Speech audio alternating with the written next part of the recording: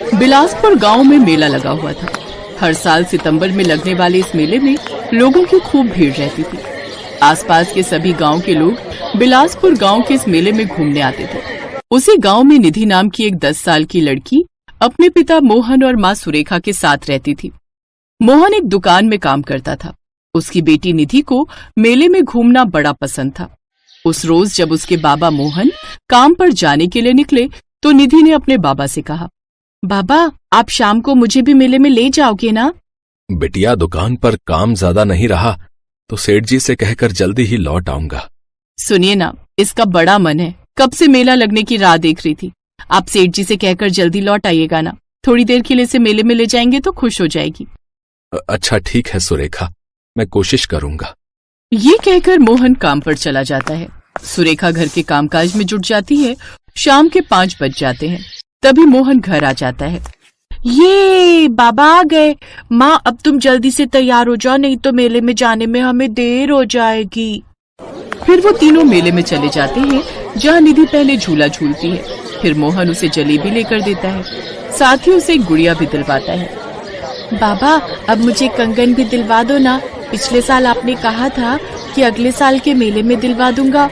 वो तो ठीक है बिटिया, लेकिन अच्छा रुको।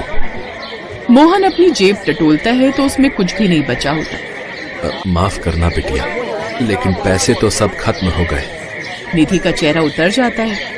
वो उदास मन से अपने माँ बाबा के साथ घर की तरफ लौट आती है। तभी रास्ते में उसकी नजर एक जगह जाती है जहाँ कुछ चमक रहा होता है। निधि पास जाकर देखती है तो वहाँ 2 कंगन होते हैं। वो खुश हो जाती है और झट से उन्हें उठा लेती है। माँ ये देखो मुझे क्या मिला, कंगन।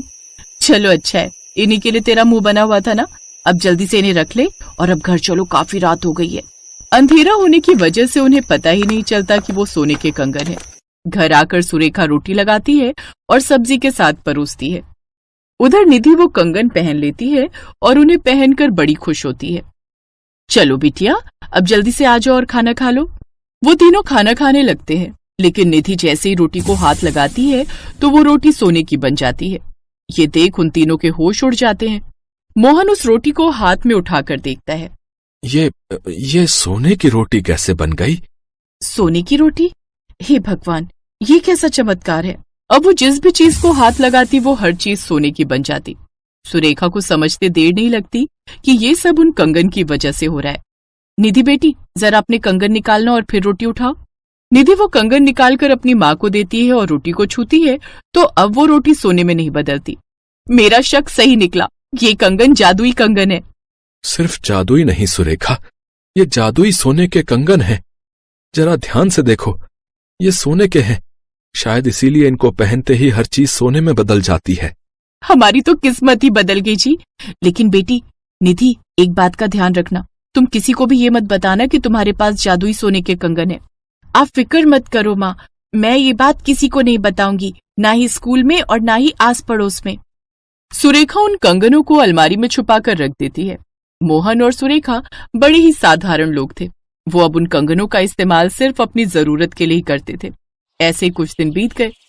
एक रोज सुरेखा के भैया भाभी जो कि सौतेले थे, किसी शादी को अटेंड करने दूसरे गांव आए हुए थे। वापस लौटते वक्त रात ज्यादा हो गई, इसलिए वो सुरेखा के घर ही रुक गए। क्या बात है सुरेखा दीदी, लगता है जीजा जी का काम बहुत अच्छा चल रहा है। देखो ना, आपके घर की तो दशा ही बदल गई। हाँ वो क्या है ना, ये दिन भर मेहनत करते हैं, फिर चाहे बारिश हो, ठंड हो या गर्मी। हाँ मेरे बाबा बहुत मेहनती हैं। लेकिन निधि की मामी बहुत चालाक थी। उसे ये बात कुछ हजम नहीं हुई कि एक दुकान में नौकरी करके इतना पैसा कैसे कमाया जा सकता है। मुझे लगता है कुछ गड़बड़ है, कुछ तो जरूर है जो ये हमसे छुपा रहे हैं।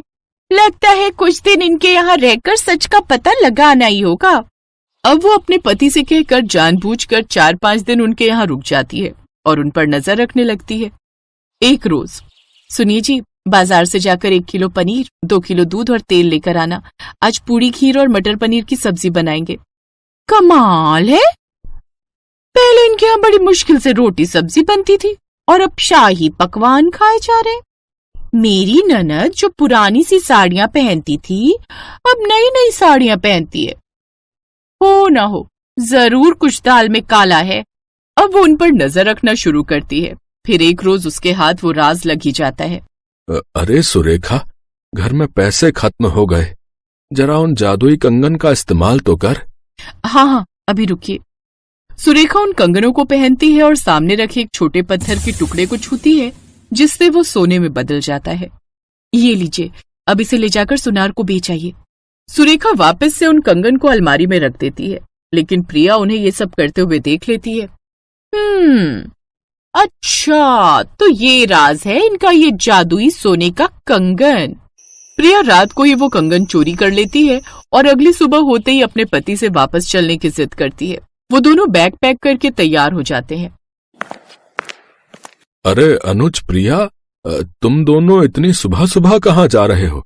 देखिए ना जीजा जी, दीदी ये प्रिया है कि अभी जाने की रट लगाए बैठी है। क्या बात है प्रिया? वो क्या है ना दीदी, हमें यहाँ आए बहुत दिन हो गए, अब हमें चलना चाहिए। मोनू को भी माँ के घर छोड़कर आई हूँ तो वो भी याद कर रहा है। वो दोनों वहां से चले जाते हैं। 2 दिन बाद जब सुरेखा अलमारी की सफाई करने लगती है तो उसे उसमें कंगन नहीं दिखते। अरे ये क्या, यहीं तो रखे थे मैंने वो कंगन, फिर कहाँ चले गए? सुनिए सुनिए, जल्दी आइए, वो जादुई कंगन कहीं दिखाई नहीं दे रहे। क्या कहा? कंगन नहीं है? तुम हटो, मैं देखता हूँ। मोहन और निधि ने भी वो कंगन तलाशने की बहुत कोशिश की, लेकिन उन्हें भी वो कहीं नहीं मिले। अब सुरेखा को समझ आया कि क्यों प्रिया घर जल्दी लौटने की बात कह रही थी। अब समझी, वो कंगन हो ना हो प्रिया लेकर गई है। क्या माँ, आप मामी को फोन लगाइए ना और उनसे कहिए ना मुझे मेरे कंगन वापस करें। सुरेखा गुस्से में प्रिया को फोन लगाती है। मुझे मेरे कंगन वापस चाहिए। कौन से कंगन दीदी? ये आप किन कंगन की बात कर रही हो? हेलो हेलो, आवाज नहीं आ रही। प्रिया अनजान बनते हुए फोन काट देती है और अब सुरेखा वो कंगन वापस मिलने की उम्मीद खो देती है। ऐसे ही कुछ दिन बीत जाते हैं।